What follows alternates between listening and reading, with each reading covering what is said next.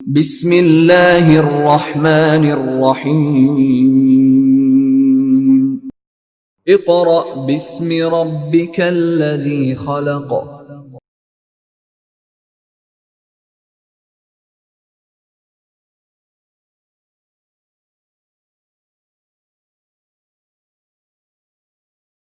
Bismillahirrahmanirrahim. Dear parents and students, Assalamu alaikum.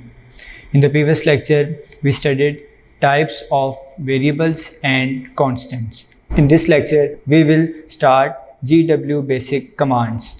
We will start with 5 commands for work for day 7, which are auto, clear, CLS, delete and edit command. Work for day 7 में बेटा हम 5 basic commands को start करेंगे और फिर work for day 8 में इंशाल्लाह remaining जो 5 हैं उनको करेंगे। वैसे ऑलमोस्ट ये टोटल 19 कमांड्स हैं, तो एक लेक्चर में पूरी नहीं होंगी, इनको 2 लेक्चर में हम इंशाल्लाह कंप्लीट करेंगे। तो आज हम कोशिश करेंगे इस पूरे लेक्चर में 10 कमांड्स कंप्लीट कर लें। इसको हम पहले देखेंगे इसकी जो थ्योरी है और बुक से रीड करेंगे और फिर प्रैक्टिकली भी इसको हम देख लेंगे कैसे ये होती हैं बेसिक में। तो स्टार्ट करते हैं। फर्स्ट कमांड है बेटा ऑटो कमांड। ऑटो कमांड का क्या मतलब है? ऑटो का आपको ऐसे मतलब नाम से ही पता लग रहा होगा आपको कि क्या मतलब है। ऑटो का मतलब क्या कि ऑटोमेटिक से निकला है, शॉर्ट है ऑटो, खुद ब खुद। अब यहाँ पे क्या आएंगे खुद ब खुद? प्रोग्राम तो खुद ब खुद नहीं लिखेगा कंप्यूटर बेटा, हम लाइन नंबर खुद ब खुद जनरेट कर सकते हैं इस ऑटो कमांड से, ठीक है। तो लाइन नंबर हम हर लाइन में लिखते हैं, उसकी बजाय हम ऑटो कमांड यूज़ कर सकते हैं। ऑटो कमांड का पर्पस क्या है? ऑटोमेटिकली जनरेट्स लाइन नंबर्स, मतलब खुद ब खुद ये लाइन नंबर जनरेट करता है इन एन इंक्रीजिंग ऑर्डर।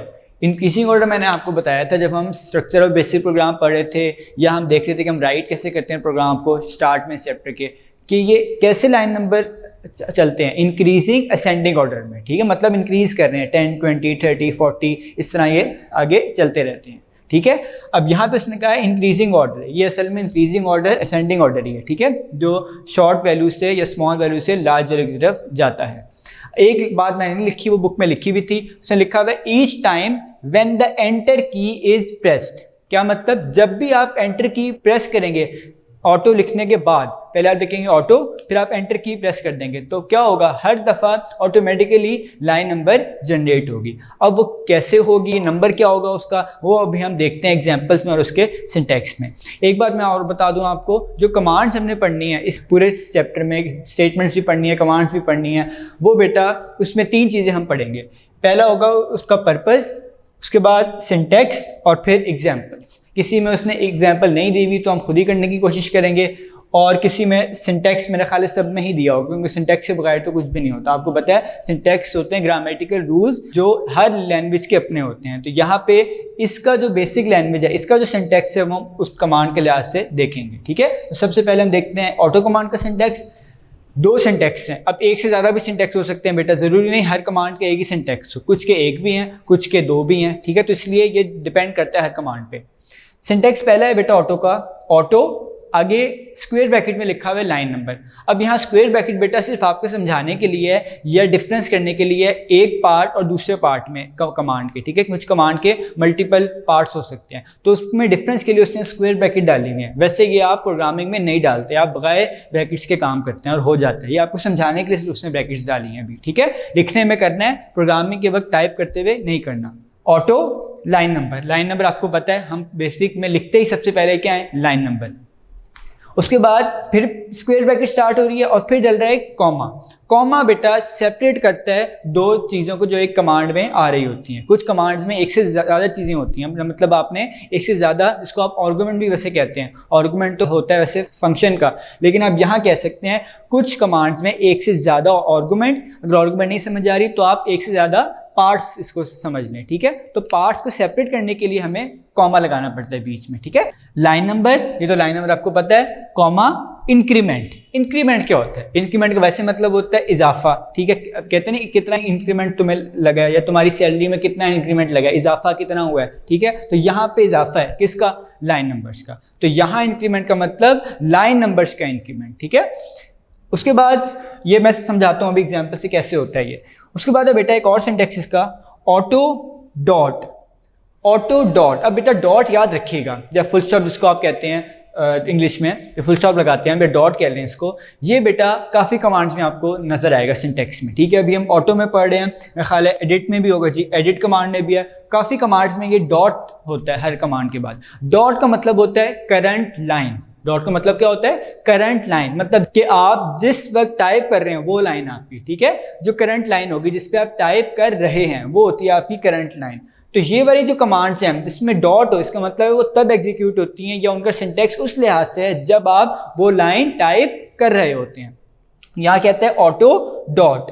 आगे लिखा हुआ उसने ब्रैकेट्स में इंक्रीमेंट, आगे कॉमा से डाला हुआ, ये जाहिर है कॉमा तो बेटा आएगा क्योंकि इसमें भी दो चीज़ें हैं, डॉट है और एक इंक्रीमेंट है, तो कॉमा तो लाजमी आएगा। अब कॉमे के बाद उससे इंक्रीमेंट लिखा हुआ है। अब आप देख रहे हैं इसमें कहीं लाइन नंबर नहीं है, तो यही हमने देखना है कि मुख्तलिफ तरीके से हम ऑटो कमांड को कैसे यूज़ कर सकते हैं। अब यहाँ पे हम देखते हैं एग्जाम्पल के साथ कि कैसे यूज़ होती हैं ऑटो कमांड, ठीक है। फिर मैं आपको एक दो चीज़ें और भी हैं इसकी, वो भी मैं अभी बताता हूँ। फर्स्ट है बेटा एग्जाम्पल्स में ऑटो तो ठीक है, बिल्कुल सही है फर्स्ट सिंटेक्स के मुताबिक। उसके बाद है 100, और बेटा एक और बता दूं, हर कमांड के जो आखिरी उसका वर्ड है अल्फ़ाबेट है, उसके बाद स्पेस आती है, तो मैंने यहाँ स्पेस दी है, ये स्पेस लाजमी है। ये नहीं करना कि लिख के कमांड का नाम बगैर स्पेस के आगे लिख दें आप नंबर्स, ये नहीं करना, आपने स्पेस दे दी है। ऑटो 100 का मतलब लाइन नंबर, कॉमा, यही कॉमा आ गया, 20, इंक्रीमेंट कितने का है? 20 का। अब बहुत आसान है बेटा, शुरू कहाँ से होगा? लाइन नंबर 100 से, इंक्रीमेंट कितने का है? 20 का। इसका मतलब 100 के बाद कौन सी लाइन नंबर आएगी? 100 + 20 = 120। तो इसका मतलब लाइन नंबर स्टार्ट होगा 100 से, मैं आपको यहाँ भी बता देता हूँ, स्टार्ट होगा 100 से, कितने का इंक्रीमेंट है? 20 का, तो 120, उसके बाद 140 और उसके बाद 160। ये इस तरह इस एग्जाम्पल के मुताबिक ये चलता रहेगा, ठीक है। नेक्स्ट है सिंपल, सबसे आसान है ऑटो।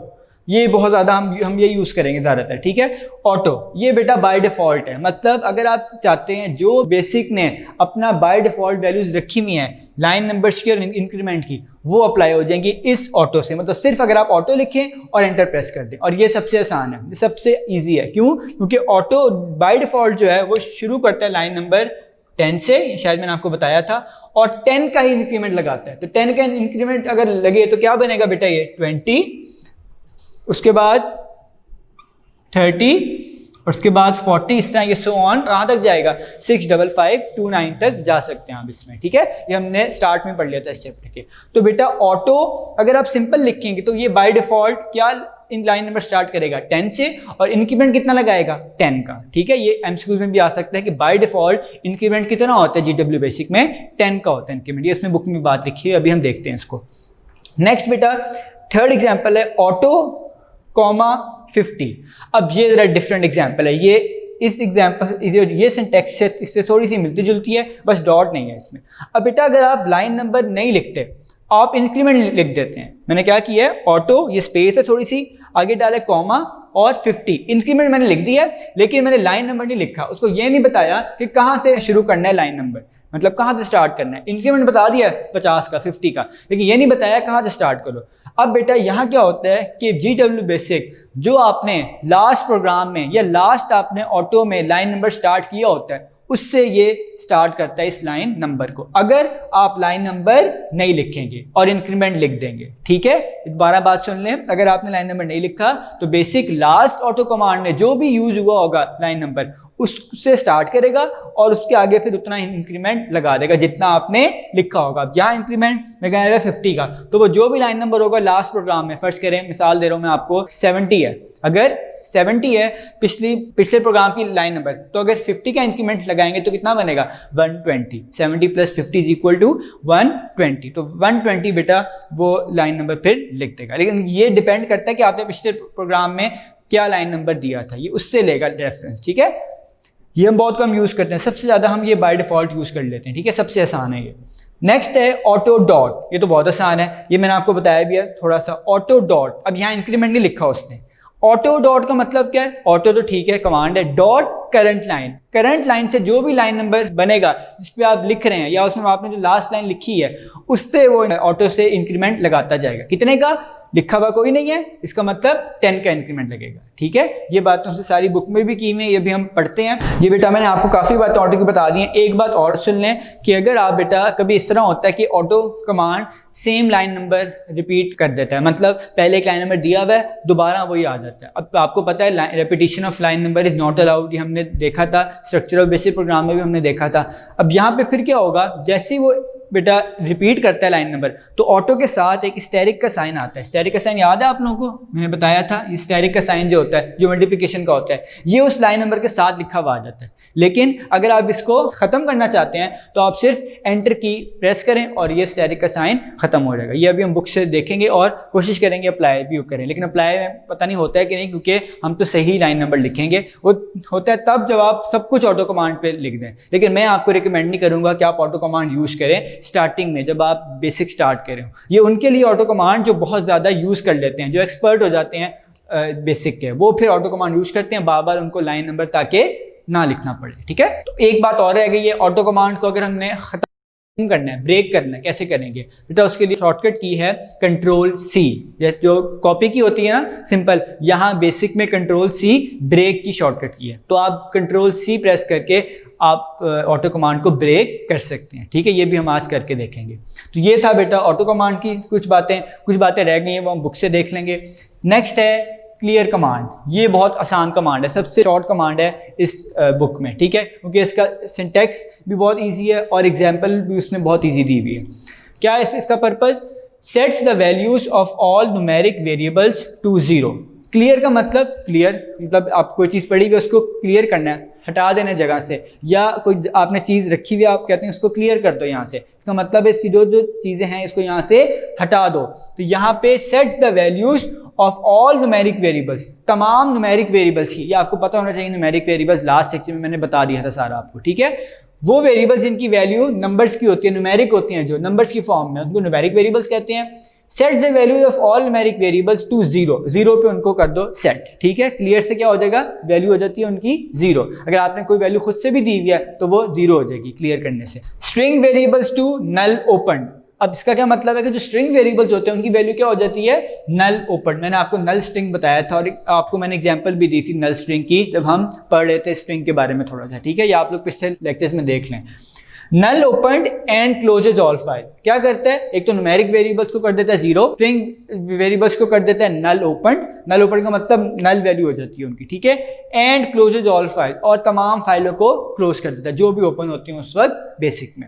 ये थी क्लियर कमांड। सिंटैक्स इसका बहुत ईजी है, सिंपल आपने लिखना है क्लियर, तो वो क्लियर कर देगा, आगे कुछ नहीं लिखना। ठीक है, एग्जांपल्स इसकी हम बुक में पढ़ लेंगे या हम इसको परफॉर्म कर लेंगे। नेक्स्ट है, ये बहुत यूज करनी है आपने कमांड, CLS कमांड। CLS आपने लास्ट ईयर 9th में डॉस में भी यूज किया था। ठीक है, CLS का मतलब है क्लियर स्क्रीन, शॉर्ट फॉर्म है clear screen, CLS use to clear the screen.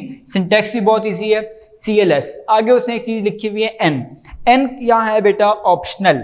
Optional का मतलब कि जरूरी नहीं है आप N लिखें, मर्जी है आपकी, ऑप्शन है आपके पास। ठीक है, लेकिन N की वैल्यू या तो हो सकती है 0, 1 और 2, ये 3 वैल्यूज बेटा हो सकती हैं CLS की। अगर आप कुछ भी नहीं लिखेंगे तो वो इसको 0 समझेगा। ठीक है, और 0 का मतलब है कि तमाम टेक्स्ट और ग्राफिक्स जो भी लिखे हुए स्क्रीन पे उसको क्लियर कर दो, क्लियर कर देता है। ठीक है, ग्राफिक्स को भी और टेक्स्ट को भी। अब ग्राफिक्स आज में चैप्टर नंबर 6 पढ़ना है, जिसमें आप शेप्स ड्रॉ करेंगे मुख्तलिफ। ठीक है, बेसिक में। तो यहाँ पे क्या करेगा CLS, 0 क्लियर कर देगा तमाम टेक्स्ट को और ग्राफिक्स को स्क्रीन पे से। 1 और 2 का क्या काम है? 1 का काम है बेटा कि उसने सिर्फ ग्राफिक्स को क्लियर करना है। अगर आपने अपने BW बेसिक में ग्राफिक्स भी बनाए हुए हैं और टेक्स्ट भी लिखा हुआ है, तो अगर आपने CLS 1 किया है तो सिर्फ ग्राफिक्स बेटा क्लियर हो जाएंगे। और अगर CLS 2 की है तो सिर्फ आपके पास जो टेक्स्ट है वो क्लियर हो जाएगा, ग्राफिक्स उधर ही रहेंगे। लेकिन अगर आपने 0 की है तो दोनों क्लियर हो जाएंगे। ठीक है, 0 से दोनों क्लियर, 1 से ग्राफिक्स क्लियर, 2 से टेक्स्ट क्लियर। ठीक है, यही उसने बातें बुक में लिखी हुई हैं, अभी हम इसको देख लेते हैं। उसके बाद है बेटा नेक्स्ट 2 कमांड्स रहेगी हमारी वर्क फॉर डे 7 की। एक है डिलीट और दूसरी है एडिट। ठीक है, अब देखते हैं इनको कैसे यूज करना है। Delete command. अब डिलीट हम आम लाइफ में या जब कंप्यूटर में हम बात कर रहे होते हैं डिलीट की, हम कहते हैं बस फाइल को कर दो डिलीट, फाइल चली गई। यहाँ पे डिलीट फाइल नहीं होती, मतलब GW बेसिक की फाइल डिलीट नहीं होती डिलीट कमांड से। उसके लिए एक और कमांड है, इसका नाम है किल, वो शायद हम नेक्स्ट डे में पढ़ेंगे। किल कमांड करती है बेटा GW बेसिक फाइल को डिलीट, लेकिन डिलीट कमांड लाइन नंबर को करती है डिलीट। अगर आपने कोई लाइन नंबर करना है बेटा डिलीट, तो फिर लाइन नंबर करती है ये कमांड डिलीट। ठीक है, क्या है इसका purpose? Use to delete program lines, जो आप प्रोग्राम लाइन लिख रहे होते हैं उनको क्या करती है ये डिलीट, और line ranges of loaded program या लाइन रेंजेस। अब लाइन रेंजेस क्या होती हैं वो मैं अभी आपको आगे जाके बताऊंगा, कुछ और कमांड्स भी हमने पढ़नी है। असल में बेटा प्रॉब्लम ये है कि इसने जो सीक्वेंस दिया हुआ है कमांड्स का वो ऐसे है कि कुछ कमांड इसको पहले बता देनी चाहिए थी, उसने बहुत बाद में बताई है, जैसे save command, list command, load command, ये बहुत बाद में जाके ये बता रहा है, ये बहुत पहले इसको बता देनी चाहिए थी, उसने अब बताई है। उसने मेरा ख्याल है अल्फाबेटिकली ये सारी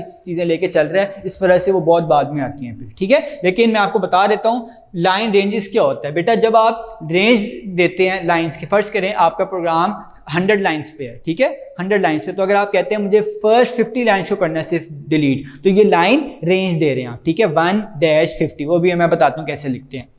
line ranges of loaded program, जो प्रोग्राम इस पर लोड हुआ है मेमोरी में, जो प्रोग्राम मेमोरी में लोड हुआ है उसकी बेटा फाइल्स, उसकी लाइंस को क्या करता है ये डिलीट कर सकती है। ठीक है, ये कमांड सिंटैक्स देखिए इसके भी दो हैं बेटा, delete line number 1 minus line number 2, minus समझ लें या इसको 2 समझ लें, ठीक है TO2, TWO2 नहीं TO, जिसको आप से पढ़ते हैं उर्दू में, ठीक है यहाँ से यहाँ तक, ठीक है यहाँ से होता है, इसको आप 2 समझ लें, ठीक है। लाइन नंबर 1 डैश समझ लें या 2 समझ लें, लाइन नंबर 2। अब ये 1-2 का क्या मतलब है बेटा? अब ये नहीं है कि सिर्फ 1 और 2 ही हो सकता है, इसका मतलब जो आपने फर्स्ट स्टार्टिंग लाइन नंबर है आपका और एक एंडिंग लाइन नंबर है, वो बात हो रही है 1 और 2 की। इसकी मैं आपको एग्जांपल देता हूं, इधर ही हम लिख लेते हैं एग्जांपल इसकी। फर्ज करें मैं लिखता हूं, वैसे एग्जांपल हाँ यहाँ मैंने लिखी नहीं है, अभी हम बुक से करेंगे। डिलीट 10-30, क्या लिखा है मैंने बेटा? डिलीट 10-30।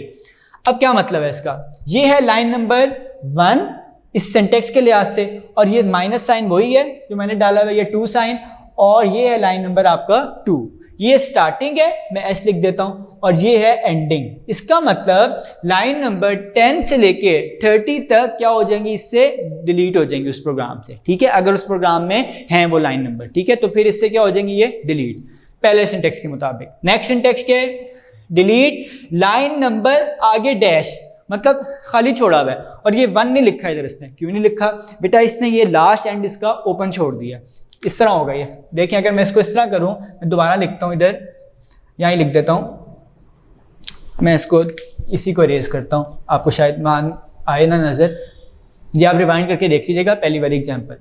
यहाँ पे अगर मैं लिखता हूँ बेटा डिलीट 20 डैश, बस आगे मैंने कुछ भी नहीं लिखा, मैंने क्या लिखा है? डिलीट स्पेस तो होती है आपको पता है 20 डैश। अब मैंने क्या किया है? 20 के आगे आखिरी एंड ओपन छोड़ दिया, इसका मतलब 20 से लेके एंड की तक, प्रोग्राम के एंड तक जितनी लाइन नंबर्स हैं उनको क्या कर दो? डिलीट कर दो। इसका मतलब लाइन नंबर 20 से ऑनवर्ड जितनी भी लाइन नंबर्स हैं उनको क्या कर दो? डिलीट कर दो। तो ये काम है बेटा डिलीट कमांड का। 2 सिंटेक्स हमने पढ़े, एक में स्टार्टिंग रेंज और एंडिंग रेंज दोनों थी गिवन, और जो दूसरा सिंटेक्स था उसमें स्टार्टिंग रेंज बताई हुई थी, एंडिंग रेंज कोई नहीं बताई हुई थी। ठीक है, उसके बाद बेटा नेक्स्ट है एडिट कमांड। एडिट का मतलब आपको पता है चेंज करना, मॉडिफाई करना। अगर आपने अपनी प्रोग्राम लाइन को मॉडिफाई करना है या चेंज करना है तो आप यूज करेंगे एडिट कमांड। तो क्या है इसका purpose? It is use to modify a program line, program line को मॉडिफाई करने के लिए यूज होती है। सिंपल सिंटैक्स के भी 2 हैं बेटा, एडिट। अब यहाँ देखिए उससे ब्रैकेट नहीं डाली बुक में, ठीक है, ब्रैकेट मैंने बताया था ब्रैकेट जरूरी नहीं है लिखने के लिए, ठीक है, ये सिर्फ समझाने के लिए उसने यहाँ डाल दी थी, क्योंकि यहाँ 2 चीजें थी। यहाँ पे अगर सिंगल है तो ब्रैकेट भी उसने नहीं डाली, हम भी नहीं डालेंगे जब हम लिखेंगे, लिखने में तो डालते ही नहीं हम bracket. Edit space line number. अब आपने जिस लाइन को बेटा एडिट करना है आप क्या करेंगे? उसका आगे जाके लाइन नंबर लिख देंगे, ठीक है, सिंपल। आगे है एडिट डॉट, ये आपको मैंने ऑटो डॉट में भी बताया था बेटा, यहाँ भी और यहाँ भी। डॉट का मतलब है करंट लाइन, तो इसका मतलब अगर आपने करंट लाइन जो आप लिख रहे हैं उसको करना है आपने एडिट, तो फिर आप क्या लिखेंगे? Edit dot. और एंटर प्रेस कर देंगे। ठीक है, ये सारी कमांड्स बेटा एंटर प्रेस करके ही एग्जीक्यूट होंगी। आपको पता है, ये मुझे शायद बताने की भी जरूरत नहीं थी, हर चीज़ एंटर से ही होगी इसमें। ठीक है, अगर आपने कुछ कमांड्स को आपने लिखा है डिलीट 20 डैश, तो आप एंटर प्रेस करेंगे तभी वो एग्जीक्यूट होगी, एंटर की से ही सबने एग्जीक्यूट होना है। ठीक है, तो यहाँ पे हम लिखेंगे एडिट डॉट एंटर, तो जो करंट लाइन हम लिख रहे होंगे बेटा वो हो जाएगी एडिट। ठीक है, इसकी एग्जांपल देख लेते हैं। फर्स्ट करें, मैं यहाँ लिखता हूँ अगर एडिट,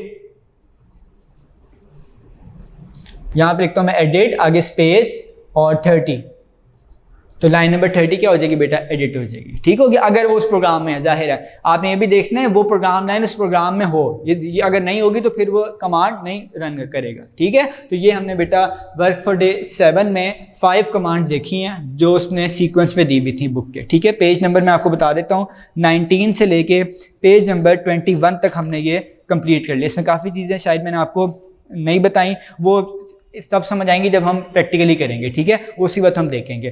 तो यहाँ पे मैं आपको शॉर्ट क्वेश्चन और जो बुक रीडिंग है वो मैं आपको फिर जब हम प्रैक्टिकली करेंगे तभी करवाऊंगा। मैं बुक आपकी शॉर्ट फॉर्म में ओपन कर लूँगा ताकि आप लोग उसी वक्त बुक से रीड करें और उसी वक्त मैं आपको अप्लाई भी दिखाऊँ करके। ठीक है, तो यहाँ तक हमारा वर्क फॉर डे 7 का थ्योरेटिकल वर्क कंप्लीट होता है। स्टूडेंट्स, अब हम स्टार्ट करते हैं वर्क फॉर डे 7 का प्रैक्टिकल वर्क। हमने वर्क फॉर डे 7 में बेसिक कमांड्स के बारे में पढ़ा था, वही हम स्टार्ट करते हैं। Here are some commonly used commands of BASIC language. 2.9.1 auto command. This command automatically generates line numbers in an increasing order each time the enter key is press. मैंने आपको समझा दिया था, अभी हम इसको देखते हैं। जो सिंटैक्स है वो भी मैंने आपको सारा बता दिया था। आगे इंटरप्रिटेशन। इंटरप्रिटेशन बेटा कैसे इंटरप्रेट करता है इसको बेसिक लैंग्वेज। ठीक है, कैसे इसको ट्रांसलेट करता है या समझता है। Auto is useful for typing a program because it relieves us typing line numbers.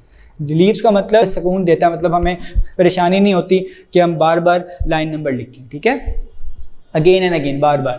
In above syntax, line number specifies the starting line number of the program, whereas increment specify the subsequent increment। subsequent का मतलब होता है बेटा उसके बाद। एक तो हो गया फर्स्ट जब आपने स्टार्ट किया, subsequent इसके बाद क्या इंक्रीमेंट करना है उसको कहते हैं subsequent increment to the previous line number, पिछली लाइन से। The default for both values is 10। ये मैंने आपको बता दिया था कि डिफॉल्ट के दोनों की क्या वैल्यू होती है, 10। आगे है The period dot can be used as a replacement for line number to indicate the current line। ये भी मैंने बताया था, dot का मतलब है current line। If increment after the line number is omitted, omitted का मतलब होता है remove, ठीक है, या हटा देना। If increment after the line number is omitted, the last increment specified in an auto command is assumed।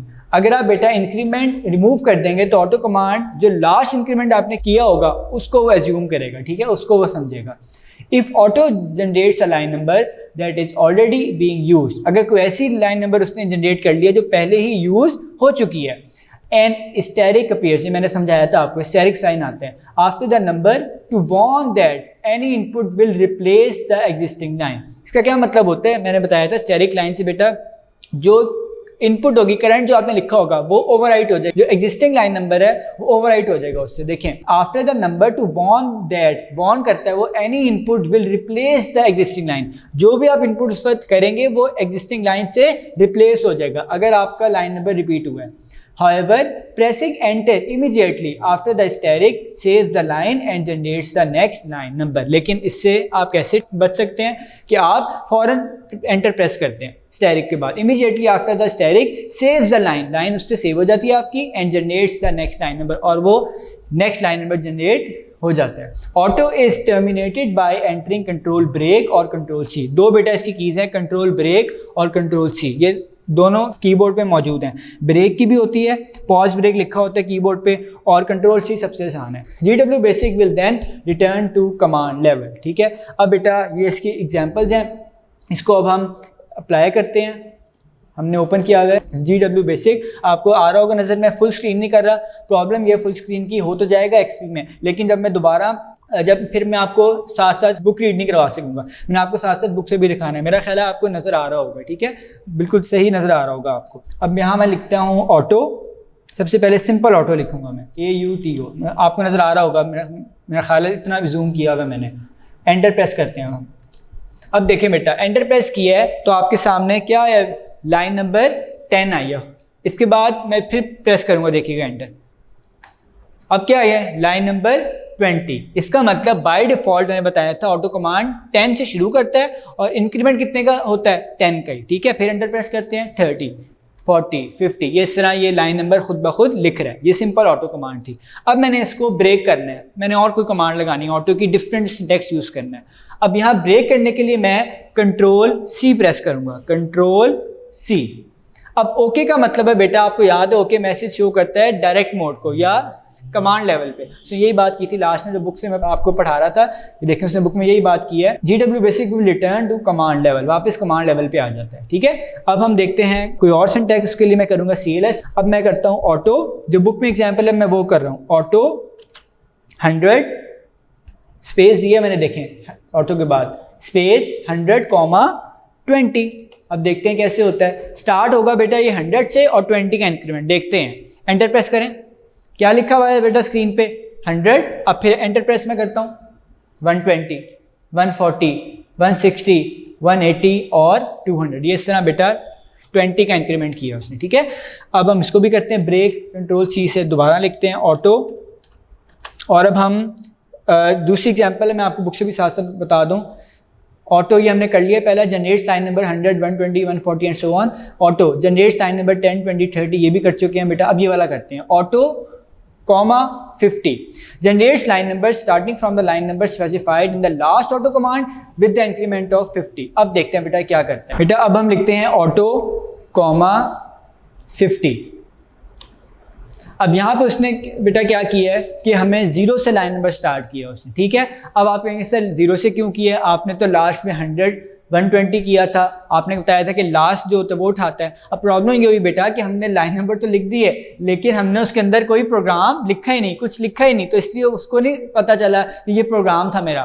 उसने सिर्फ लाइन नंबर को करवाया जनरेट, तो इसलिए बेटा ये 0 से उसने स्टार्ट कर दिया दोबारा, क्योंकि आपको पता है लाइन नंबर असल रेंज उसकी 0 से 65529 है, वो बेसिक उसको 10 से स्टार्ट करता है, लेकिन आप 0 भी लाइन नंबर दे सकते हैं। अब देखिएगा कि 0 के बाद क्या होता है। 0 के बाद बेटा 50 आना चाहिए इधर, ये देखें 50 आया, फिर क्या आना चाहिए 100, ये इस तरह फिर ये 0 से स्टार्ट करके उसने 50 कर दिया, ठीक है। अब यहाँ बेटा मैंने स्पेस नहीं दिया, आप कहेंगे सर आपने स्पेस नहीं दी, आपने कहा था स्पेस देनी है। स्पेस तब बहुत ज़रूरी होती है जब आपने कोई नंबर लिखना हो। अब यहाँ पे मैंने कोई नंबर नहीं लिखना था, सिर्फ एक स्पेशल कैरेक्टर लिखना था, कॉमा, तो इसलिए मैंने यहाँ स्पेस नहीं दी। दे भी देते तो तब भी यही आंसर आना था, ठीक है। तो आप स्पेस दे के देख लीजिएगा, ये भी हमारी होगी कमांड बेटा। अब हम करते हैं ऑटो। अच्छा बेटा एक बुक में प्रॉब्लम है, ये ऑटो डॉट है, ये आप ठीक कर लें, इसने बुक में नहीं लिखा हुआ, ये ऑटो डॉट है, इसके आप जो पढ़ लें डिस्क्रिप्शन में यही है। Generates line number starting from the current line number that is the last line number generated from the previous auto command with the increment specified in the previously entered auto command. अब ये सब काम करेगा previous पे। देखते हैं हम इसको, कंट्रोल सी करते हैं और अब यहाँ लिखते हैं, पहले करते हैं CLS, बल्कि CLS नहीं करते, अभी स्क्रीन नजर आ रही है हमें, ऑटो, और मैं यहाँ लिखता हूँ बेटा डॉट, सॉरी ये कॉमा है, डॉट, एंटर। अब ये आ गया सिंटैक्स एरर। क्यों आया, क्योंकि मैंने यहाँ स्पेस नहीं दी, तो इधर स्पेस होनी चाहिए। वैसे आप कोशिश करें स्पेस हमेशा दिया करें, auto space asterisk, sorry auto space full stop या पीरियड। अब देखें बेटा कहाँ से स्टार्ट किया उसने, 50 से। मैंने आपको बताया था कि जो लास्ट आपने जहाँ से स्टार्ट किया था असल में, क्योंकि 0 तो आपको पता है ये वैल्यू स्टार्टिंग वैल्यू है, स्टार्ट कहाँ से किया उसने 50 से। उसने कहा था प्रीवियसली लाइन नंबर जो प्रीवियसली जनरेट हुआ था फर्स्ट, वो 50 था। अब देखते हैं, एंटर प्रेस करते हैं, 60, 70। अब यहाँ पे उसने इंक्रीमेंट बेटा कितने का दिया है, 10 का दिया है। अब यहाँ पे उसने इंक्रीमेंट 10 का क्यों दिया है, क्योंकि बाय डिफॉल्ट इंक्रीमेंट बेसिक का कितना होता है 10 का। अब ये मुख्तलिफ तरह बेटा बिहेव करता है। ऑटो डॉट जो आपका सिंटैक्स है, ये कभी जो आपने प्रोग्राम लिखे हो उस पर करता है। अब मैंने आपको बताया कि मैं क्योंकि प्रोग्राम नहीं लिख रहा अभी किसी में, मैं सिर्फ लाइन नंबर बता रहा हूँ, इसलिए ये मुख्तलिफ तरह बिहेव कर रहा है। कभी ये डिफॉल्ट पे आ जाता है और कभी ये उतना ही इंक्रीमेंट देता है जितना प्रीवियसली में दिया होता है। क्यों कर रहे हैं अभी ये, क्योंकि हम अभी बेटा प्रोग्राम नहीं लिख रहे, इसमें भी हम सिर्फ देख रहे हैं कि लाइन नंबर कैसे ऑटोमेटिकली जनरेट होते हैं, ठीक है। इसलिए ये मुख्तलिफ तरह बिहेव कर रहा है। हम जब प्रोग्राम लिखेंगे तब, मैं प्रोग्राम लिखवाते हुए आपको जब लंबा प्रोग्राम लिखेंगे तब हम ऑटो कमांड यूज़ करेंगे मुख्तलिफ ऑप्शन से, तब आपको समझ आएगी ये, ठीक है। लेकिन अभी भी काफ़ी हद तक आपको समझ आ गई है। बस ये प्रॉब्लम आई होगी कि ऑटो डॉट और ऑटो कॉमा 50 इसमें थोड़ा सा उसने मुख्तलिफ तरह बिहेव किया जो हमने पढ़ा था उससे, ठीक है। तो ये मैंने बताया आपको क्योंकि इसलिए कर रहा है क्योंकि हमने प्रोग्राम अभी लिखा नहीं है, ठीक है। इसको अब हम करते हैं कंट्रोल सी। अब हम करते हैं कमांड नेक्स्ट है बेटा command clear command. This command sets the values of all numeric variables to 0, the values of all string variables to null opened and closes all files. Syntax है clear, the adjoining figure shows the effect of clear command. हम यही वाली example को बेटा लिखते हैं, simple है, x is equal to 100 और फिर उसके बाद प्रिंट x करवा के ओके और फिर क्लियर किया। अब हम इसको देखते हैं, सिंपल उसने विदाउट लाइन नंबर किया हुआ है, विदाउट लाइन नंबर भी इसने काम किया हुआ, हम भी विदाउट लाइन नंबर ट्राई करते हैं अगर हो जाए। वैसे अच्छी प्रैक्टिस नहीं है कि आप लाइन नंबर से किया करें। x is equal to 100 okay, ठीक है, प्रिंट x, ठीक है, 100 प्रिंट कर दिया उसने, बिल्कुल सही बात है। यहाँ पे वेरिएबल डिक्लेयर हो रहा है x इज इक्वल टू 100, ठीक है, ये वेरिएबल डिक्लेरेशन हो रही है। अब हम लिखते हैं क्लियर, एंटर प्रेस करते हैं। अब हम लिखते हैं प्रिंट, दोबारा लिखते हैं प्रिंट x, देखते हैं वो वैल्यू क्लियर की है कि नहीं उसने। ये देखें बेटा प्रिंट x से उसने वैल्यू को क्या कर दिया है, 0 कर दिया। देखें स्टार्ट में वैल्यू थी x की 100, प्रिंट करवाया x को हमने कि जो x में वैल्यू है प्रिंट कर दो, 100 प्रिंट कर दी उसने। उसके बाद मैंने कहा क्लियर क्या करता है, न्यूमेरिक वेरिएबल 0 वैल्यू हो जाती है न्यूमेरिक की।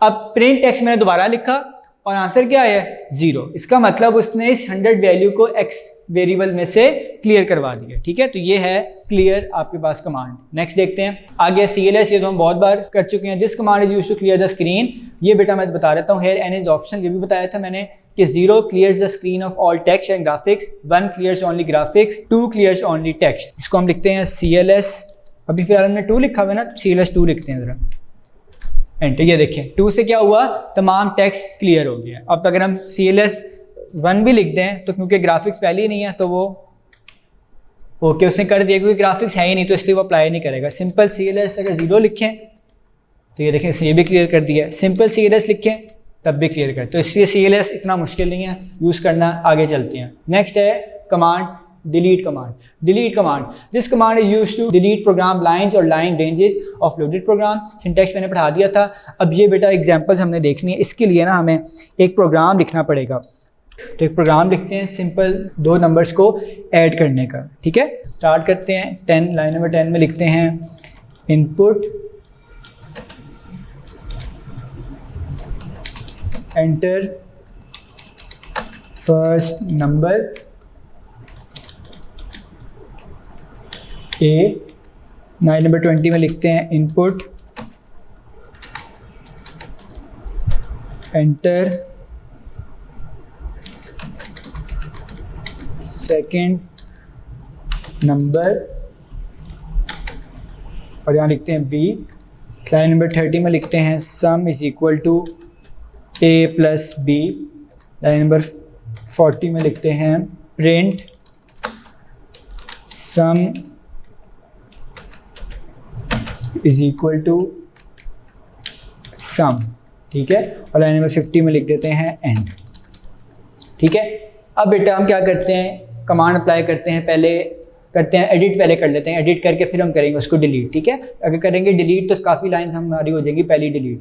Edit command, this command is used to modify a program line. Syntax है एडिट लाइन नंबर। अब हम यहाँ मैं करता हूँ एडिट, और से देखें एडिट, आगे लाइन नंबर फर्स्ट करें मैंने 20 को करते हैं एडिट स्पेस 20। अब देखें 20 आपके सामने आ गई है बेटा। अब मैं इसको सेकंड नंबर को मैंने इस तरह लिखा है, सेकंड मैं चाहता हूँ मैं इसको इस तरह लिखूँ, सेकंड इस तरह, ठीक है। तो मैंने इस तरह लिख दिया। एक और काम करना है लाजमी, लाइन के एंड में जाके एंटर ज़रूर प्रेस करना है, तब ये लाइन एडिट होगी, ठीक है, ये याद रखिएगा। एंटर प्रेस किया। अब मैं करता हूँ इसको CLS और लिस्ट कमांड, ये हमने आगे जाके पढ़नी है लेकिन चलें अभी देख लें। एंटर, ये देखें एंटर सेकंड नंबर। अब सेकंड मैंने पहले किसी और तरह लिखा था इंग्लिश वर्ड्स में, मैंने शॉर्ट फॉर्म में लिखा है 2 और ND, तो ये चेंज हो गया, एडिट हो गया, ठीक है। अब एडिट हमने ये सीख लिया। अब हम करते हैं बेटा डिलीट। कैसे करेंगे डिलीट, लिखें पहले डिलीट DELETE, ठीक है। लाइन नंबर आपको पता नहीं चाहिए होता कमांड्स के लिए। डिलीट मैं ऐसा करता हूँ लाइन नंबर 50 को करता हूँ क्योंकि ये ज़रूरी नहीं है हमारे लिए। 50 एंटर। अब इसको आप लिस्ट देख लें इसकी, ये ऐसा करते हैं पहले CLS कर लें ताकि वो क्लियर हो जाए। CLS करके F1 प्रेस करें लिस्ट, एंटर, ये देखिए अब आपके पास नज़र आ रहा है आपको, पहले लाइन नंबर 53, अब लाइन नंबर 50 नहीं है, ठीक है। ये है बेटा एडिट और डिलीट कमांड। बाकी इसकी एग्जांपल्स हैं, डिलीट 70, डिलीट लाइन 70, उसके बाद डिलीट 50-150, ये लाइन नंबर 50 से लेके 150 तक करेगा डिलीट। अब इसका मतलब है बेटा इंक्लूसिवली। इंक्लूसिवली का मतलब है कि 50 और 150 भी डिलीट होंगी।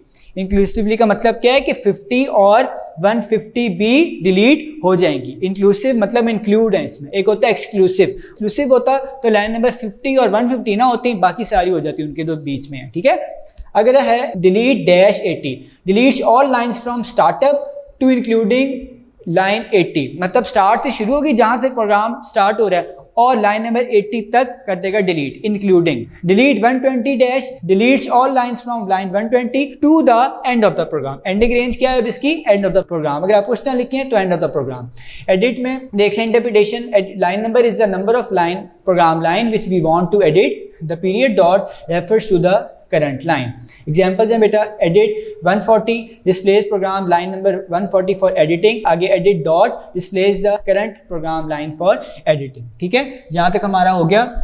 उसके बाद बेटा वर्क फॉर डे 7 हमने यहीं तक करना था, ठीक है। अब हम शॉर्ट क्वेश्चन आपके मैं बता देता हूँ। शॉर्ट क्वेश्चन आप देखें, पेज नंबर आपके नोट्स का पेज नंबर 5 है और question number 28। Write down the purpose, syntax and examples of auto command. आपने ये तीनों चीज़ें लिखनी हैं, जो नोट्स में है उसी तरह लिख दीजिएगा। 2 एग्जांपल्स, सिंटैक्स दोनों और पर्पस। अब मैं बता नहीं रहा, मैं बुक से पढ़ा चुका हूँ। Question number 29, write down the purpose, syntax and example of clear command. Clear command के आप कोई सी भी एग्जांपल लिख सकते हैं, बुक वाली ही आप लिखने ज़्यादा बेहतर है। Question number 30, write down the purpose, syntax and examples of CLS command. इसमें सिर्फ आपने लिखना है पर्पस, सिंटैक्स, सिंटैक्स को एक्सप्लेन नहीं करना आगे, और एग्जांपल लिख दीजिएगा जो बुक में लिखी है। Question number 31, write down the purpose, syntax and examples of delete command. ये आपने लिखनी है तीनों चीज़ें इसमें, और एग्जांपल्स कोई सी 2, और इनके नीचे जो लाइन है एग्जांपल्स की ये वाली, ये भी लिखनी है। Question number 32, write down the purpose, syntax and examples of edit command. इसमें बेटा आपने इसका लिखना है पर्पस, सिंटैक्स, और इंटरप्रिटेशन नहीं लिखनी। इंटरप्रिटेशन शॉर्ट में आप नहीं लिखेंगे, ठीक है। और उसके बाद एग्जांपल्स, ठीक है। अब हमारा वर्क फॉर डे 7 का काम कंप्लीट हुआ है। बोर्ड वर्क भी, प्रैक्टिकल वर्क भी, बुक रीडिंग भी हो गई। शॉर्ट क्वेश्चन भी क्वेश्चन नंबर 32 तक हमने कर लिए, ठीक है। सो यहाँ तक हमारा वर्क फॉर डे 7 कंप्लीट होता है। स्टूडेंट्स, अब हम स्टार्ट करते हैं work for day 8। Work for day 8 में हमने टोटल 6 कमांड्स को कवर करना है। 5 कमांड्स हमने वर्क फॉर डे 7 में कवर की थी और 6 कमांड्स हम वर्क फॉर डे 8 में कवर करेंगे। मैंने एक इंक्रीज़ कर दिया क्योंकि वो जो मैंने इंक्रीज़ किया है वो एक दूसरे का ऑपोजिट है बिल्कुल, तो डिफरेंस में हम उसको लास्ट में देख लेंगे, ठीक है। तो हम स्टार्ट करते हैं। फर्स्ट कमांड है डे 8 की फाइल्स कमांड। फाइल्स का वैसे मतलब क्या आपको पता है, जो आपके कंप्यूटर में फाइल्स होती हैं सिंपल, आप फोल्डर्स के अंदर भी फाइल्स को रखते हैं, नॉर्मली भी फाइल्स पड़ी होती हैं विदाउट फोल्डर। तो ये जो चीज़ें हैं ये आप फाइल्स कमांड से देख सकते हैं, बेसिक में अगर आपने देखनी है, ठीक है। क्या करती है, क्या पर्पज़ है? List the name of all files. List की फॉर्म में आपको नेम दे देती है तमाम फाइल्स के। Residing on the specified drive. Residing का मतलब क्या होता है? रिजाइडिंग लफ्ज़ रेजिडेंस से निकला है, जैसे रिहाइश, जैसे आपका घर है वो आपकी क्या है? रेजिडेंस है, जहां आप रहते हैं। तो फाइल्स की क्या होगी? रिजाइडिंग है। फाइल की रेजिडेंस क्या होगी? जहां हमने उनको सेव किया है, जिस ड्राइव में, ठीक है। तो यहाँ पे उसने कहा है residing on the specified drive. अब स्पेसिफाइड का मतलब क्या? एक ख़ास। अब ये तो नहीं है ना कि हमने सारी ड्राइव्स में फाइल्स रखी हूँ सारी, हम कुछ फाइल्स एक ड्राइव में रखते हैं, कुछ दूसरी में और कुछ तीसरी में, ठीक है। मैं आपको एग्जांपल दे रहा हूँ। अब वो कहता है जिस स्पेसिफाइड ड्राइव को आप कहेंगे उसकी वो फाइल आपको दिखा देगा लिस्ट की फॉर्म में, ठीक है। सिंटैक्स देख लें, बहुत सिंपल है। फाइल्स आगे पाथ नेम। अब पाथ नेम बेटा आज काफ़ी आएगा इस डे में, काफ़ी जगह आपने पाथ नेम और फाइल नेम पढ़ना है। याद रखें बेटा, पाथ नेम और फाइल नेम हमेशा आपने डबल इन्वर्टेड कॉमास या डबल कोटेशन मार्क्स में लिखना है, ठीक है, जो हमने पढ़े थे कैरेक्टर सेट ऑफ बेसिक में, ठीक है। तो आपने पाथ नेम भी और फाइल नेम भी डबल कोटेशन मार्क्स के अंदर लिखना है। सिंटैक्स सिंपल है, फाइल्स लिख के आपने स्पेस देनी है, आगे पाथ नेम। पाथ नेम में आपने इन डबल इन्वर्टेड कॉमर्स में या डबल कोटेशन में पाथ देना है उस फाइल का, या आप जहां चाहते हैं जिस ड्राइव को आप फाइल देखना चाहते हैं। वाइल्ड कार्ड्स, ये हमने याद होगा आपको डॉस में पढ़ा था, चैप्टर नंबर 7 9th क्लास का, ठीक है। वाइल्ड कार्ड्स हमने 2 पढ़े थे, स्टेरिक और क्वेश्चन मार्क। स्टैटिक का क्या मतलब था? स्टैटिक का मतलब था एनी, मतलब जो भी फाइलें हैं, किसी भी तरह की फाइलें, उनकी एक्सटेंशन कभी हम बता देते थे, कभी नहीं बताते थे, तो वो स्टैटिक में आती थी। क्वेश्चन मार्क में था कि एग्जैक्ट, मतलब इस तरह क्या था मीनिंग इसका कि अगर आपको फर्स्ट करें फाइल के 4 हैं टोटल कैरेक्टर्स, ठीक है, आपको फर्स्ट 2 का नाम आता है या फर्स्ट 3 का नाम याद है, तो आप क्या लिखते थे? उस फर्स्ट 3 का नाम लिखते थे। फर्स्ट करें नाम है किसी फाइल का टेस्ट, ठीक है, तो इसके टोटल कैरेक्टर्स 4 हैं, तो आपको फर्स्ट 3 याद है, TES, आगे आप क्या लगा दें? क्वेश्चन मार्क, तो वो खुद सर्च करना शुरू कर देगा कि जो उसको फाइलें मिले जिनके फर्स्ट कैरेक्टर तो एग्जैक्टली TES हो और लास्ट कैरेक्टर कंफर्म ना हो, तो वो उस सारी फाइलें आपको दिखा देगा, ठीक है। तो ये हैं वाइल्ड कार्ड्स, ये आपको याद होंगे, हमने 9th में पढ़े थे। यहाँ भी हम कुछ एग्जांपल्स में देख लेंगे वाइल्ड कार्ड, ठीक है, लेकिन मेन टॉपिक हमारा फाइल्स का होगा, हम डॉस में पढ़ चुके हैं वाइल्ड कार्ड सब कुछ। एग्जाम्पल्स देख लें। सिंपल एग्जाम्पल बाय डिफॉल्ट जो हम ज़्यादातर करते हैं, ये सबसे सिंपल एग्जाम्पल है फाइल्स। आप सिंपल फाइल्स लिख दें, आपको फाइल शो कर देगा, लेकिन किस ड्राइव की शो करेगा? बेटा ये आपको उस ड्राइव की शो करेगा जहां पे इस वक्त GW बेसिक इंस्टॉल्ड है, ठीक है, या जो आपकी इस वक्त स्पेसिफाइड ड्राइव है जिस पे आप इस वक्त काम कर रहे हैं, उस पे ये फाइल्स की सारी फाइल दिखा देगा, ठीक है। ये हम देखेंगे कैसे होता है। आगे है फाइल्स static.doc, याद करें चैप्टर नंबर 7, static.doc, static का मतलब any, .doc एक्सटेंशन है, तो इसका मतलब उसको फाइल्स कमांड क्या करेगी? उस स्पेसिफाइड ड्राइव में जो भी हमने हमारी उस वक्त होगी, जो डॉक्यूमेंट फाइल हैं जिनकी एक्सटेंशन .doc है, वो सारी फाइल्स हमें डिस्प्ले करवा देगा लिस्ट की फॉर्म में।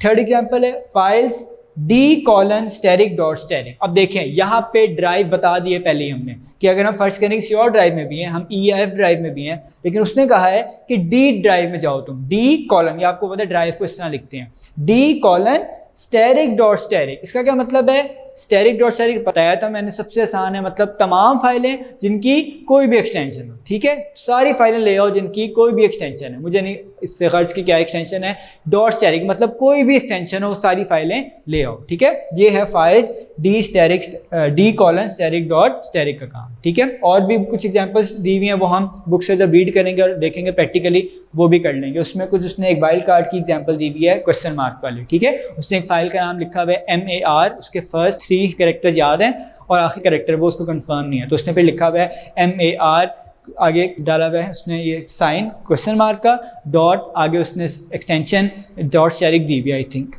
नहीं सॉरी .xls दी हुई। XLS होता है एक्सेल की एक्सटेंशन, तो आप कोई भी एक्सटेंशन यहाँ पे दे सकते हैं, ठीक है। नेक्स्ट बेटा हम देखते हैं नेक्स्ट कमांड जो हमारी बड़ी खतरनाक कमांड है, नाम से पता लग रहा है आपको, किल का मतलब ख़त्म करना, मार देना। अब यहाँ पे क्या काम है मारने का? खतरनाक कमांड है, पहले बता रहा हूँ। किल कमांड से आपकी बेसिक की फाइल डिलीट होगी, याद रखें। डिलीट कमांड हमने लास्ट डे में पढ़ा था, वहाँ पे प्रोग्राम लाइंस डिलीट होती हैं। किल कमांड से GW बेसिक की फाइल डिलीट हो जाती है, ठीक है, या जो भी फाइल आपने पहले से बनाई होती हैं वो डिलीट हो सकती हैं, इसलिए बड़ी खतरनाक कमांड है। क्या है इसका purpose? Use to remove a file from disk. Simple, file को रिमूव या डिलीट कर देती है। फाइल को डिलीट कमांड प्रोग्राम लाइन को करती है डिलीट, ये फाइल को करती है डिलीट फ्रॉम डिस्क। क्या सिंटेक्स है? किल, सिंपल जो नाम है उसका, आगे फाइल नेम, ये भी आपने डबल कोटेशन मार्क्स में लिखना है। मैं आपको इसकी एग्जांपल भी दे देता हूँ। किल, सर्च करें, एक फाइल का नाम है टेस्ट और उसकी एक्सटेंशन है .bas, मैं इस तरह लिखूंगा उसको। किल, स्टार्ट करेंगे इन्वर्टेड कॉमास यानी डबल कोटेशन मार्क्स, फाइल का नाम लिखा है मैंने टेस्ट, आगे उसकी एक्सटेंशन भी लाजमी देनी है, ये भी बताता हूँ क्यों। .bas आपको पता है बेसिक फाइल की एक्सटेंशन है, तो ये फाइल क्या हो जाएगी? डिलीट, जब आप एंटर प्रेस करेंगे। अब ये क्यों ज़रूरी है एक्सटेंशन देना? बेटा उसने एक वार्निंग दी हुई है आपको बुक में कि अगर आप एक्सटेंशन नहीं देंगे और या आप एक्सटेंशन को सही तरह से यूज़ नहीं करेंगे तो आप एक्सीडेंटली बहुत सी ऐसी फाइल्स भी शायद करते हैं डिलीट जिनका नाम क्या हो? किल हो, ठीक है। तो इसलिए एक्सटेंशन लाजमी देनी है और बड़े ध्यान से देनी है। एक तो लाजमी देने की कोशिश करें ताकि वो उसी टाइप ऑफ फाइल को किल करे या डिलीट करे, क्योंकि बेटा टेस्ट के नाम में शायद और भी फाइल्स बनी हो लेकिन उनकी एक्सटेंशन कोई और हो, लेकिन आप चाहते हैं सिर्फ test.bas हो किल या डिलीट, तो उसके लिए आपको .bas लिखना पड़ेगा लाजमी। अगर आप नहीं लिखेंगे तो शायद वो तमाम फाइलें जिनका नाम टेस्ट है उनको वो डिलीट कर दे, हो सकता है, इसलिए आपने बहुत केयरफुल होकर इस कमांड को यूज़ करना है। इसके बाद नेक्स्ट कमांड है लिस्ट कमांड, ये बहुत यूज़ करते हैं आप, हमने पहले भी जब हमने प्रैक्टिकली देखा था इस चैप्टर को, आई थिंक स्टार्ट में, उस वक्त हमने यूज़ किया था। List command use to display a loaded program loaded program क्या होता है? लोड कमांड आपको उसके लिए पढ़नी पड़ेगी, वो हमारी नेक्स्ट कमांड है। आपने प्रोग्राम को लोड करवाना होता है मेमोरी में से, ठीक है आपने, और आपको पता है लोड प्रोग्राम वही होगा जो पहले से सेव होगा। अगर कोई प्रोग्राम सेव नहीं है तो वो लोड भी नहीं होगा। तो इसलिए उसने कहा use to display a loaded program. Loaded, load हो चुका है, लोडेड की बात कर रहा है, ठीक है, इसकी पार्ट्स में बात कर रहा है। लोडेड प्रोग्राम पार्शियली, पार्शियली का मतलब इनकम्प्लीट या हाफ, इसको आप कहते हैं, जितना भी आपने लिखे है उतना भी लोड कर देता है, और कंप्लीटली या कंप्लीटली, मतलब जो भी आपने कंप्लीट प्रोग्राम लिखा है उसको भी लोड कर देता है, हाफ प्रोग्राम को भी और कंप्लीट प्रोग्राम को भी। इसके दो सिंटैक्स हैं बेटा, अगर आपको नजर नहीं आना तो आप बुक से देख लीजिएगा, क्योंकि यहाँ जगह कम थी, मैंने नीचे भी लिखा है और ज़रा लिखा भी छोटी राइटिंग में, आप इसको बुक से देख लें इसको, ठीक है। अभी आप सामने बुक है आपके, बुक से देख लें। List line number dash line number comma file name. अब बेटा ये सब चीज़ें इसमें ऑप्शनल हैं। ऑप्शनल का मतलब क्या है कि अगर आप लिस्ट के बाद कुछ भी नहीं लिखेंगे तो क्या होगा कि जो इस वक्त आपका प्रोग्राम लिख रहे होंगे उसकी लाइंस को वो लोड करवा देगा। लेकिन अगर आप चाहते हैं कोई ख़ास लाइंस हो मेरी लिस्ट और फाइल नेम भी कोई ख़ास देना चाहते हैं, आप एक प्रोग्राम पे काम कर रहे हैं, आपको उसकी प्रोग्राम लाइंस नहीं चाहिए, आपको किसी और प्रोग्राम्स की प्रोग्राम लाइंस देखनी है आपने, तो फिर आपको ये वाला फर्स्ट सिंटैक्स यूज़ करना पड़ेगा। Line number, first line number दें उसका जहाँ से आप चाहते हैं मैं प्रोग्राम देखूँ। दूसरा लाइन नंबर, स्टार्टिंग और एंडिंग लाइन नंबर, ये हम देख चुके हैं लास्ट डे में, ठीक है, कैसे आप ये देखते हैं। उसके बाद comma file name, file name भी आप दे दें इसको, ठीक है, जो आप चाहते हैं। दूसरा सिंटैक्स है बेटा list line number dash comma file name. अब यहाँ पे स्टार्टिंग लाइन नंबर आपने दिया हुआ है, एंडिंग लाइन नंबर नहीं दिया। अब इसका क्या मतलब है बेटा? अगर आपने एंडिंग लाइन नंबर नहीं दिया तो इसका मतलब है एंड तक ही वो जाएगा, जितनी लाइन्स है उस पूरे प्रोग्राम की वो सारी शो कर देगा लिस्ट में, और उस फाइल नेम की जो भी आप लिखेंगे, ठीक है। लेकिन हम ये यूज़ नहीं करेंगे, हम सिंपल लिस्ट यूज़ किया करेंगे, या अगर बहुत लंबा प्रोग्राम भी हुआ तो हम सिर्फ सिंपल ये दो सिंटैक्स यूज़ किया करेंगे, क्योंकि हमने किसी और प्रोग्राम में एक वक्त में एक ही प्रोग्राम कर रहे होंगे, किसी और प्रोग्राम में नहीं जाएंगे, तो इसलिए हमें फाइल नेम की ज़रूरत ही नहीं है। हम जो प्रोग्राम लिख रहे होंगे उसी को लिस्ट करेंगे, ठीक है, क्योंकि हमारा इतना कॉम्प्लेक्स काम ही नहीं है इसमें। ये होगी लिस्ट कमांड। लिस्ट से आपको वैसे भी नाम से पता इसका लग रहा है कि लिस्ट शो करेगी, पूरे प्रोग्राम की लाइन शो करेगी। लोड कमांड क्या है इसका purpose? Loads a file from disk. Simple कि डिस्क में से, हार्ड डिस्क में से फाइल को लोड करवाना है इसने, ठीक है। सिंटैक्स क्या है? Load file name comma R. अब आर का मतलब यहाँ मैंने लिखा है रन। अब इसको गौर से समझें। पहले सिंटैक्स में पहले लोड लिखना है आपने, ठीक है। फाइल नेम मैंने बताया था, फाइल नेम आपने हमेशा कोटेशन मार्क्स में लिखना है, जो आप चाहते हैं लोड हो फाइल, कॉमा आर। अगर आप चाहते हैं बेटा कि आपका जो प्रोग्राम आप लोड कर रहे हैं वो साथ ही रन हो जाए, यानी जैसे लोड हो फौरन रन भी हो जाए साथ ही, तो फिर आप ये कॉमा आर लिखेंगे। ये ऑप्शनल है इधर, ये आपकी मर्जी है। अगर आप चाहते हैं प्रोग्राम लोड हो रन ना हो तो सिर्फ आप लोड आगे फाइल नेम लिखें तो प्रोग्राम लोड हो जाएगा। रन के लिए आपको फिर खुद रन कमांड लिखनी पड़ेगी या F2 प्रेस करना पड़ेगा, जो शॉर्टकट की है इसकी, ठीक है। यहाँ पे हम एग्जाम्पल भी कोई देख लेते हैं इसकी। लोड, इसी को हम करते हैं टेस्ट .bas और मैं यहाँ लिख दूँ कॉमा आर। तो अब इससे क्या होगा बेटा कि फाइल लोड होगी test.bas के नाम से, और उसके बाद वो क्या हो जाएगी बेटा? रन भी हो जाएगी, वो रन भी हो जाएगी, ठीक है, साथ ही रन हो जाएगी। अगर मैं ये नहीं लिखता तो तब भी सही है, बस अब ये होगा कि फाइल लोड हो जाएगी लेकिन रन नहीं होगी। रन मुझे खुद करना पड़ेगा रन कमांड यूज़ करके। लास्ट बेटा हैं दो कमांड्स, एक दूसरे की ऑपोजिट हैं, mkdir RMDIR। ये मैंने इसलिए एक दफ़ा में करवा दी, आपने ये किया हुआ है 9th क्लास में 7th चैप्टर में हमने कमांड्स पढ़ी थी वहाँ डॉस में। MDIR और RDI या MD और RD याद है आप लोगों को? मेक डायरेक्टरी और रिमूव डायरेक्टरी। यहाँ पे उसका दूसरा नाम ये भी था MKDIR और RMDI। ये थोड़ा लेंथी था, हम शॉर्ट इसको याद किया था हमने MD और RD। यहाँ भी यही काम है बेटा इसका। MKDIR make directory, RMDIR remove directory. This command is used to create a sub directory. अब क्या होती है डायरेक्टरी? मैंने बताया था, आप सिंपल डॉस में या विंडोज़ में अगर आप देखें तो जो आपका फोल्डर है आप उसको एक डायरेक्टरी कह सकते हैं। आप फोल्डर के अंदर एक और फोल्डर बनाते हैं, वो सब डायरेक्टरी हो जाती है, फिर फाइल अलग होती हैं। तो ये बेटा कहता है this command is used to create a sub directory. आप एक सब डायरेक्टरी आप बनाएंगे इसमें, ठीक है, बना सकते हैं इस कमांड से। सिंटैक्स सिंपल है, MKDIR आगे पाथ नेम, पाथ नेम वही आपको कोटेशन मार्क्स में लिखना पड़ेगा, जहाँ पे आप डायरेक्ट डायरेक्टरी बनाना चाहते हैं, वो पूरा पाथ आपको लिखना पड़ेगा। ठीक है, ये आपको थोड़ा याद होगा, अगर आपको नहीं आता तो रिवाइज हो जाएगा आज आपको। ये मैं थोड़ा स्पीड से करवाऊंगा क्योंकि ये आपको पहले आता है। ठीक है, कि हम 9th में बहुत अच्छी तरह करके आए हैं, प्रैक्टिकल भी आपको मैंने सारे करवाए थे। ठीक है, तो इसलिए ये आपको आता होगा। नेक्स्ट है RMDIR। वैसे बेटा इन दोनों का यूज़ है नहीं बेसिक में, हमने बेसिक में सिर्फ आज ही देखेंगे इसको, उसके बाद कोई यूज़ नहीं है इसका। ठीक है, क्योंकि उसने बताया हुआ कि आप एक काम कर सकते हैं। क्यों? क्योंकि उस वक्त जो बेसिक लैंग्वेज थी वो डॉस में ज़्यादातर आप लोग काम करते थे और विंडोज़ नई नई आई थी उस वक्त। ठीक है, this command is use to remove a directory. Simple, ये क्या करती है? रिमूव करती है a directory from the disk, उस डिस्क से। ठीक है, तो इसका सिंटैक्स क्या है? RMDIR आगे पाथ नेम। इसकी एग्जाम्पल आप कोई भी लिख सकते हैं, बुक में उसने लिखी हुई है, मैं आपको बुक से वैसे बता देता हूँ। D:गुड्स इन्वेंट्री, उसने कोई भी फाइल ली हुई है, उसने एक ड्राइव में उसने 2 लिए हुए डायरेक्टरीज और एक से नई डायरेक्टरी बना ली है। ठीक है, इसी तरह फिर रिमूव भी इसने बाद में जाके की है। ये इसको हम देखेंगे प्रैक्टिकली, अभी आपको एग्जांपल मैंने आपको वैसे ही बता दिया। ठीक है, वैसे भी आपको आती होगी, 9th में बहुत देखा था ऐसी एग्जाम्पल्स को।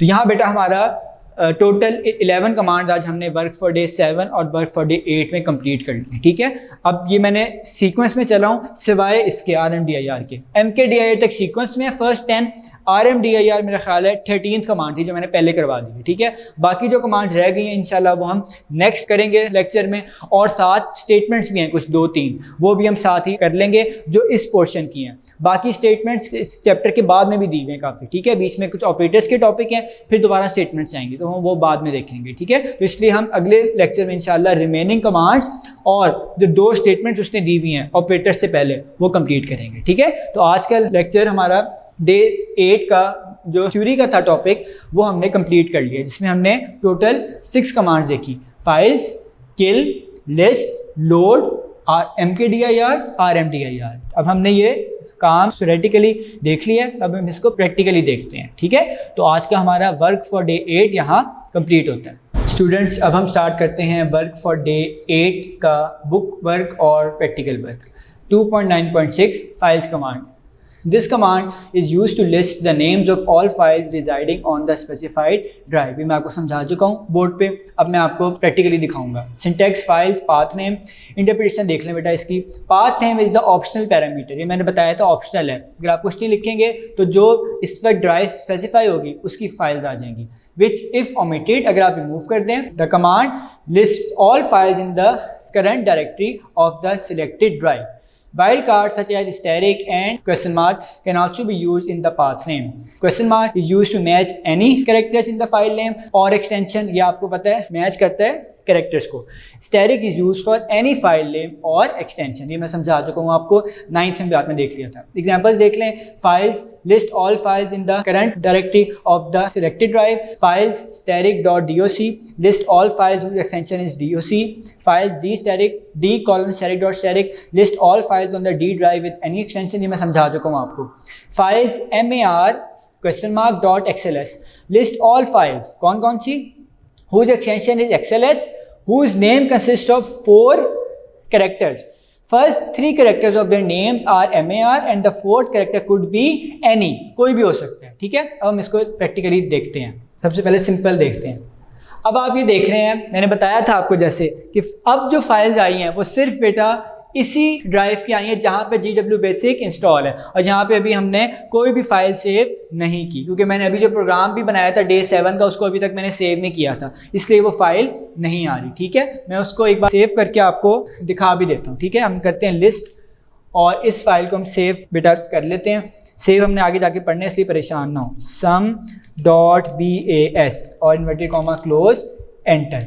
ठीक है, अब हम करते हैं CLS। अब बेटा देखिएगा, अब मैं लिखता हूँ फाइल्स, एंटर। ये देखें बेटा, आपकी ये फाइल आपको नज़र आ रही है। एक तो इसमें फाइल पड़ी है फोल्डर में gwbasic.exe एग्जीक्यूटेबल फाइल जो हम अभी रन कर रहे हैं, और एक और फाइल है sum.bas, ये अभी आपको शायद नज़र ना आ रहा हो, मैं इसको थोड़ा सा शॉर्ट करके आपको दिखा देता हूँ। ये देखें, ये फाइल है बेटा sum.bas। ठीक है, ये क्योंकि इसकी स्क्रीन ऐसी हुई है इसलिए नज़र नहीं आ रहा, ये आप नज़र आ रहा है, ये स्पेस आ रही है, उसने स्क्रीन के लिहाज से स्पेस दी हुई है sum.bas। मैं आपको यहाँ भी दिखा देता हूँ। ये देखें, ये GW बेसिक का मेरा फोल्डर है, इसके अंदर ये एग्जीक्यूटेबल फाइल है और ये अभी हमारी फाइल बनाई है हमने sum.bas। ठीक है, अब वापस इधर आते हैं। ये हमने देख लिया फाइल्स कमांड सिंपल सिंटैक्स के साथ। अब हम थोड़ा डिफरेंट सिंटैक्स देखते हैं जो बुक में है, वही ट्राई करते हैं। पहले फाइल्स static.doc। अब हम बेटा इस ड्राइव में तो ये काम नहीं कर सकते क्योंकि इस ड्राइव में कोई है ही नहीं फाइल। हम इस ड्राइव में ये काम ज़रूर कर सकते हैं, फाइल्स static.bas। इसका क्या मतलब है बेटा? स्टैटिक का मतलब एनी फाइल, कोई भी नाम हो, लेकिन एक्सटेंशन क्या हो? .bas। ठीक है, अब एंटर प्रेस करते हैं, देखते हैं कोई फाइल आती है। ये देखें बेटा आपके सामने ये फाइल आ गई है sum.bas। ये बेटा लिखने का इसका ऐसा है तरीका कि स्पेस आ रही है, ऐसे स्पेस नहीं आती। ठीक है, ये आप परेशान ना हो, फाइल हमारी सेव है। फाइल static.bs, जो भी फाइल्स पड़ी हुई है इसमें जिनकी एक्सटेंशन bas है वो यहाँ शो हो गई है हमें। ठीक है, एक ही थी तो इसलिए एक ही शो हो रही है। इसके बाद बेटा देखते हैं, इसके बाद हम जाते हैं किसी और ड्राइव में। अब CLS, अब हम C ड्राइव में जाते हैं क्योंकि उसमें ज़्यादा फाइल्स होती हैं। फाइल्स C:, ये आपको पता है, मुझे बताने की ज़रूरत नहीं है। C:, आगे हम विंडोज़ में देखते हैं कोई फाइलें हैं हमारे पास, पड़ी होंगी वैसे। बैकस्लैश भी एहतियातन डाल लें, कभी ये बैकस्लैश के बगैर नहीं चलता। विंडोज़, और इसको इन्वर्ट कॉमा क्लोज कर दें और एंटर प्रेस करें। ये देखें विंडोज़ के नाम से आपके पास एक डायरेक्टरी मौजूद है, विंडोज़ के नाम से एक डायरेक्टरी आपके पास मौजूद है। ठीक है, ये तमाम डायरेक्टरीज को दिखा रहा है। अब हम क्या करते हैं, लिखते हैं फाइल्स और किसी जैसे बुक पे लिखा था उसमें वही करते हैं, d:static.static। देखते हैं फाइलें आती हैं हमारे पास। ये देखें बेटा d:static.static, जो भी फाइलें हैं डी ड्राइव में इस वक्त जिनकी एक्सटेंशन कोई भी है और नाम भी कोई है, कोई भी नाम है, वो तमाम फाइलें यहाँ उसने दिखा दी। ठीक है, एक्सटेंशन भी आ रही है .sys system file, .bat batch file, .txt text file. ठीक है, ये बेटा आपके पास एक्सटेंशन भी आ रही है, ये भी हमने देख लिया। इसके बाद देखना है, एक हम देख लेते हैं, ऐसा करते हैं, इसी में रहते हैं हम, फाइल्स लिखते हैं। ठीक है, और हम लिखते हैं फर्स्ट हमारा था नाम सम उस फाइल का, और लास्ट हम करते हैं क्वेश्चन मार्क .bas। देखते हैं ये हमें ढूंढ के देता है कि नहीं देता। एंटर प्रेस करते हैं, ये देखें बेटा उसने ये भी वाइल्ड कार्ड क्वेश्चन मार्क से ढूंढ के दे दिया कि SU2 हमें कैरेक्टर फाइल के पता थे, लास्ट वाला नहीं पता था तो मैंने क्वेश्चन मार्क डाल दिया। एक्सटेंशन मैंने बता दी थी उसको .bas, तो इसने वही फाइल sum.bas हमें दिखा दी है। ठीक है, तो मैंने आपको बुक की एग्जांपल्स और जो यहाँ मैंने की थी उसके लिहाज से बता दिया सारा फाइल्स कमांड। नेक्स्ट देखते हैं बेटा, ये उसने अपने लिहाज से बताएंगे फाइल सारी। नेक्स्ट है बेटा command kill command. This command is used to remove or delete a file from the disk. ये बेटा मैं आपको लास्ट में करवाऊंगा, हम ये वाली फाइल करेंगे किल, जब सम वाली। ठीक है, अभी नहीं, ये मैं लास्ट में बताता हूँ आपको। पहले हम आते हैं लिस्ट और लोड पे। ठीक है, ये पहले बता देता हूँ आपको। This command is used to display a loaded program partially or completely on the screen। ये दो इसके सिंटैक्स से, हम सिंपल सिंटैक्स से काम लेंगे। ठीक है, interpretation in the above syntax all parameters are optional which if omitted, अगर आप इनको रिमूव कर दें, the command lists the last entered program। अगर आप नहीं कुछ लिखेंगे तो लास्ट एंटर जो भी प्रोग्राम होगा वो शो हो जाएगा आपको। Line number is valid line number within the range 0 to 65529, आपको पता है। If file name is not specified with this command, the specified lines of the last type loaded program are listed. मैंने आपको बताया था अगर आप file name नहीं लिखेंगे तो जो लास्ट प्रोग्राम होगा टाइप या लोड हुआ होगा मेमोरी में उसकी लिस्ट शो हो जाएगी। एग्जांपल्स देख लेते हैं, पहले हम यहाँ इसकी एग्जांपल्स देखते हैं। इसको करते हैं CLS और यहाँ लिखते हैं लिस्ट और फिलहाल सिंपल लिस्ट करते हैं।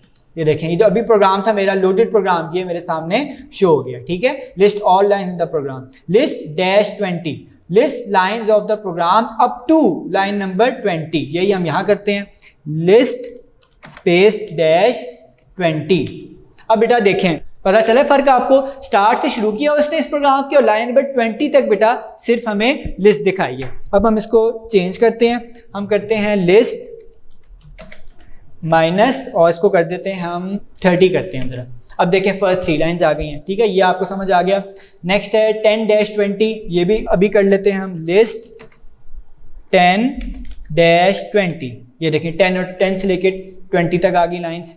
नेक्स्ट है लिस्ट 20-, ये बड़ा सिंपल है कि लास्ट रेंज नहीं दी हुई उसने, तो क्या होगा लिस्ट 20, इसको मैं ऐसा करता हूँ, पहले करता हूँ CLS ताकि आपको क्लियर हो जाए स्क्रीन। लिस्ट 20-, अब देखें लाइन नंबर 20 से लेके एंड तक जितनी भी लाइंस थी उस प्रोग्राम की वो उसने शो कर दी हैं। 50 वाली याद है, हमने डिलीट कमांड से डिलीट कर दी थी तो वो शो नहीं हो रही।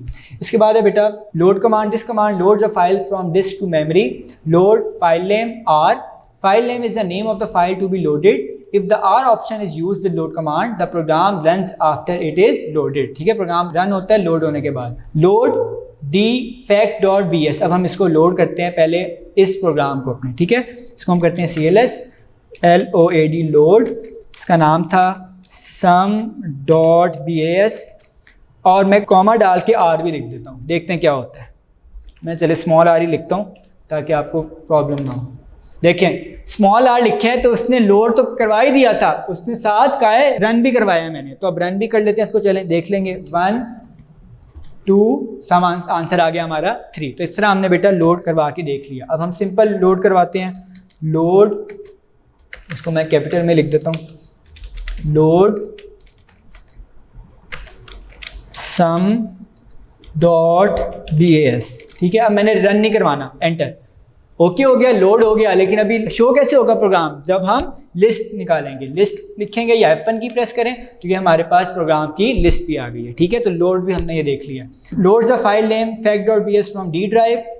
लोड्स एंड एग्जीक्यूट्स, आर में ये फर्क है, loads and executes the file fact.bs from D drive, ठीक है। अब हम करते हैं बेटा लास्ट mkdir rmdir और फिर किल।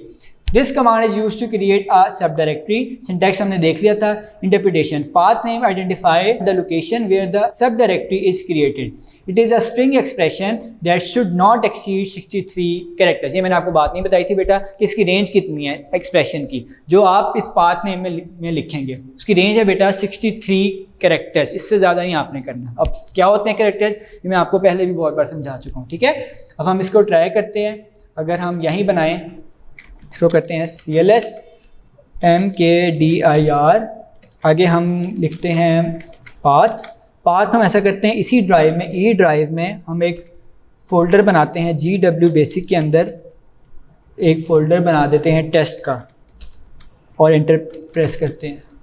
देखिए जी ओके लिखा है, इसका मतलब है कोई एरर नहीं आया। पहले हम देखते हैं विंडोज़ में जाके बना भी है कि नहीं। ये देखें बन चुका है बेटा। GW बेसिक में जाके टेस्ट की डायरेक्टरी बन चुकी है।